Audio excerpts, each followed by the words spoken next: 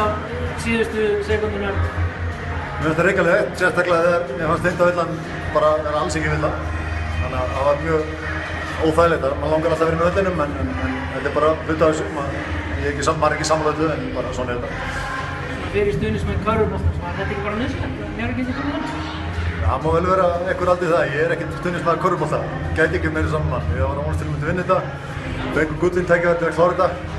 Og vorum að spila rosa flott fannst mér í 3. og 4. leikluta. Ég fengum nokkra svona auðvitað körfu vegna þess að við vorum orðin svona kannski full ákafir.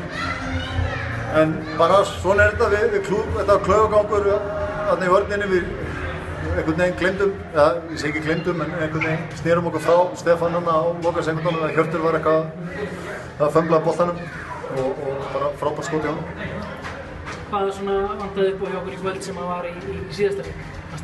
Mér fannst við byrjum aðeins og bara eins og síðasta leik, við byrjum að dálítið svona soft, svo náum við loksins að rífa þetta upp hann í 3. leikluta. Við vorum dálítið lengi í gangi, þeir hitta við svo rosa flottum skotum og bara ef þeir hitta þeim á náttúrulega bara erfitt við að eiga, en við vorum aðeins og passífir og vorum bara ekki að hlaupa okkar stöf í sókninni og svo þegar við fyrir loksins að taka okkar tíma og exekjúta þá finnst mér að fá gott skot eða leika í nánast hvert eina skipti, finnst mér.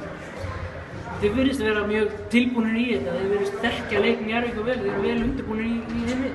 Já, og þeir sömuleiðis, ég finn alveg fyrir að þeir vita nákvæmlega hvað við erum að hlaupa og þannig er það bara í úrslitakeppni og þekkja allir alla og sérstaklega núna þegar 3. leikurinn að koma, það eru búin að 80 mínútur að körfubolta og menn að hlaupa svona nánast sömu hlutina með einhverju smá tvisti en það vita allir og vita allir hvað allir vilja gera og það er bara gaman.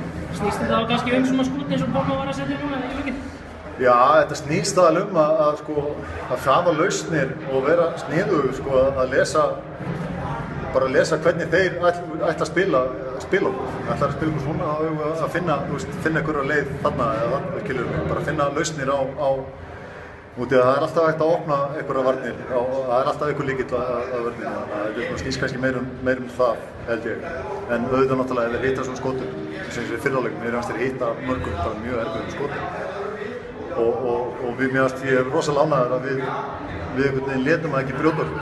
Bara við heldum áfram og heldum haus og bara áfram gakk og vissum að á einhverjum tímúti myndi þetta kannski ekki alveg detta. En því miður þetta dettur núna, það voru 5 sekúndur eftir eða 1 sekúnd eftir eða hvað það var.